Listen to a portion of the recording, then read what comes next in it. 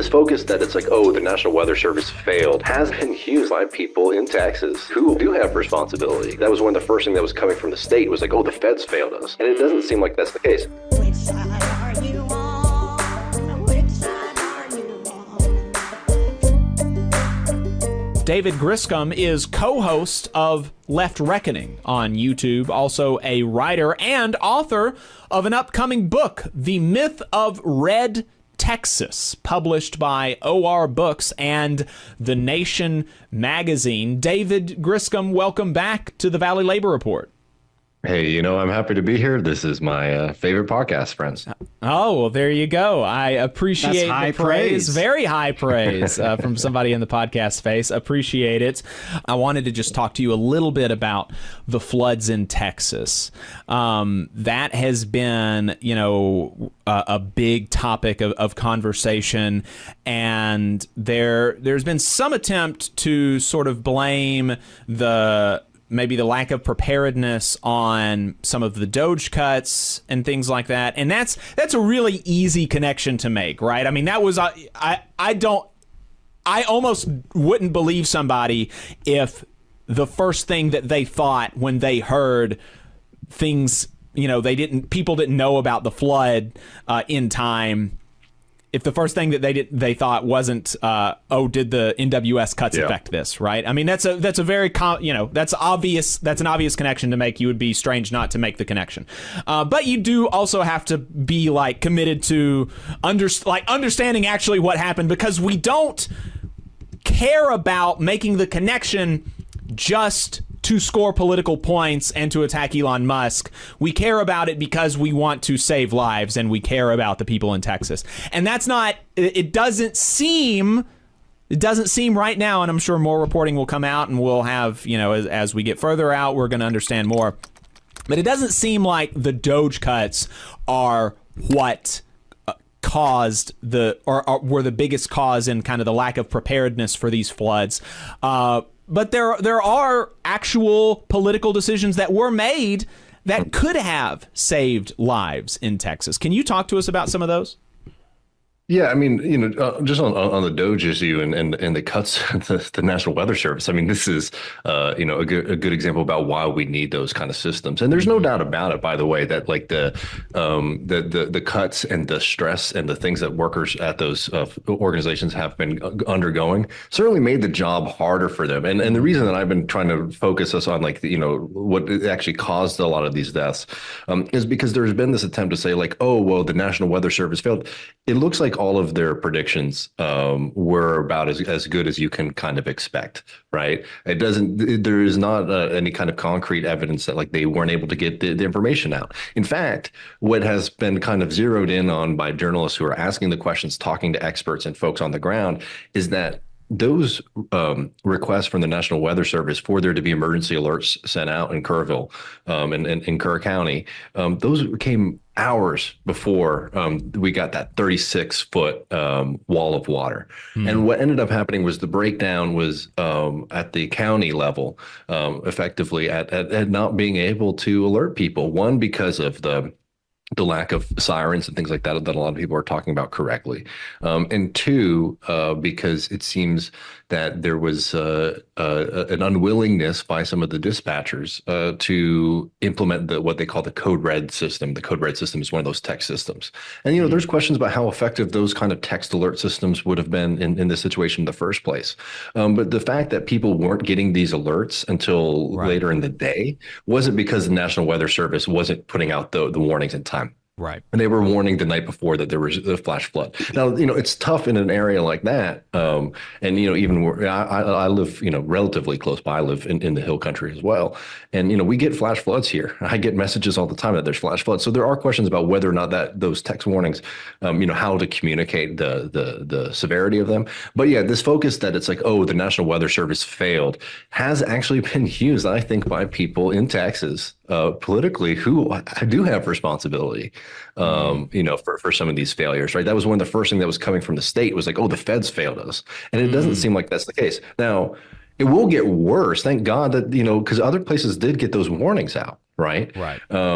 Comfort Texas got those warnings out to people. So thankfully, the National Weather Service was able to do their job and get those warnings out in time. It is going to get harder. When those cuts, when the effects of those cuts get deeper and deeper all across this country, I mean, there will be a consequence to this Doge stuff. So it's not letting them off the hook. It is just sort of making sure that we are looking at the whole picture instead of the easiest political story that we can tell.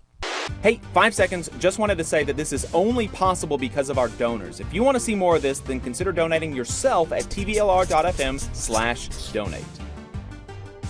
Such important things to underscore and say that, yeah, it's not like we could see a situation, where we actually don't get the results, and cutting 5% more of the NWS staff is not going to, is going to make that more likely, very obviously.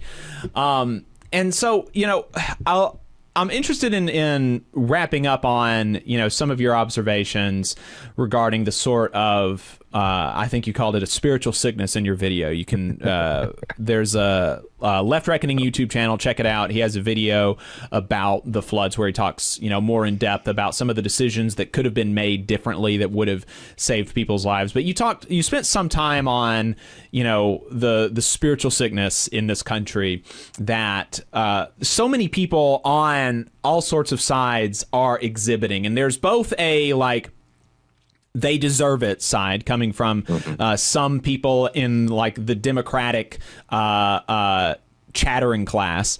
And then also, there's people on the Republican side who said, you pointed out that there was a state representative or something in Texas who, even before we realized how bad it was, there were still bodies being taken away by the water, saying we must not allow this to be used to grow the government. And, there's a real, just share some of your thoughts about some of that. I mean, look, there's two realities here. And I think that rep is named Briscoe Kane. We should call them out. In the Texas legislature, they just had a session and they didn't fund these flood systems. People have been warning about this for a long time. People have known that there's an issue for a long time. And let me just really quick political thing, and then we can get to the moral aspect, because there's been a lot of misinformation going out there again, because I think people do want to kind of pigeonhole these things in a kind of neat and easy. So and so didn't do A, and this is why B happened, right? And there's been this thing that's gone kind of viral recently where there has been a recording of a Kerr County meeting where a bunch of kind of Trump-aligned MAGA people are showing up at this meeting and saying that they should not take money from the Biden administration linked to the American Rescue Plan, right? And it has been kind of mislabeled as this is what the government in Kerr County says, and I don't want to let them off the hook. But that was a county meeting, and those were constituents coming up and saying, whatever. If you've ever been to a city council meeting or a county meeting or anything like that, it is a place where ignorance abounds. So to sit here and to say look at these morons, they didn't do the right thing. Well, Kerr County accepted the Biden money. Now they spend it on a radio system and send it to the sheriffs, but that was how broad that money was. It wasn't specifically for flood. Could they have spent the money better? Sure. But this kind of misinformation that basically, out of spite, this county refused to take millions of dollars that Biden was so graciously giving them specifically for, flood protection is just wrong. And when you start doing these kind of things, you're not speaking about reality, and you actually let the folks who made these kind of decisions off the hook. So again, in Texas, for years, people have been talking about the need to invest in protection and warning systems for flooding. And the county has basically talked about it many times, and there's always this kind of question about cost. The state had the option in this most recent legislative session to fund those systems, and they refused because, as they argued, it would grow the government and grow the deficit and all this kind of stuff. Now, they also gave $300 million a year for the next decade to Hollywood millionaires to make more movies in Texas. So it is kind of rich to me to sit here and talk about a scarcity mindset when it comes to protecting people from dying, when we can give money to folks like Matthew McConaughey. But that's the politics of it, man. The humanity of it is that most people aren't engaged in this day-to-day politics. And I think even if you have bad politics and maybe vote for a candidate that I don't like, I don't think that you should die in a flood. And there is this really nasty inhumanity that I think, is a big part of our politics. Being on the right, people who are celebrating the families being torn apart as ICE raids, across the country, or people on the Democrat side who are seeing crying people, and they're saying, oh, look, now they've learned their lesson. I don't think that I want to live in a country where, the stakes are that high, because the fact of the matter is, friends, I hate to say it, but I don't think that if Kamala Harris had won that election, for example, that, we wouldn't have had, massive flooding in Kerrville, because these are like years long problems of political crisis in this country.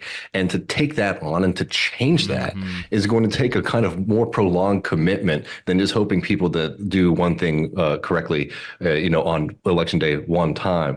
I think that if you are somebody who sees, like I do, the deaths here as preventable and the consequences of bad political decisions, what your response should be to people who were crying and hurting is not to say, hey, moron, look, you deserved the death and destruction that has been wrought upon you and your family and your community, is to say, how can we help you? We need to do something so that this doesn't happen again. And then we can start placing blame on the folks who are responsible for it and be able to paint that kind of picture. But the people who are engaged in the stuff where they are seeing a suffering person suffer and saying this is great, they're not actually engaged in wanting the world to be better, to change politics. They're engaged in this very nasty American game that we've talked about now, where politics is just about deciding which group of people you want to see suffer, right? Because most people don't think that the world can be better. They just sort of want to distribute the suffering to groups that they think are more deserving. And I think that that's disgusting. And I think that we fundamentally need to change the way that we engage with our neighbors. Yeah. That's a great place to wrap it up. David Griscom, co-host of Left Reckoning on YouTube, also a writer, author of an upcoming book, Myth of Red Texas, published by OR Books in The Nation magazine. Pre-ordering will be available soon. David Griscom, thank you so much for your time. I appreciate speaking with y'all. This is an important project, so thank you so much. Thank you. Appreciate it. You just saw a clip from the Valley Labor Report. We are live every Saturday morning from 9:30 a.m. till 12:30 p.m. And we pride ourselves on keeping all of our content free to everybody so that we can talk to as many working folks as possible. If you support the work that we're doing, you think that it's important, you think that it's good, then consider making a monthly contribution to the project, and you can do that on our website, tvlr.fm.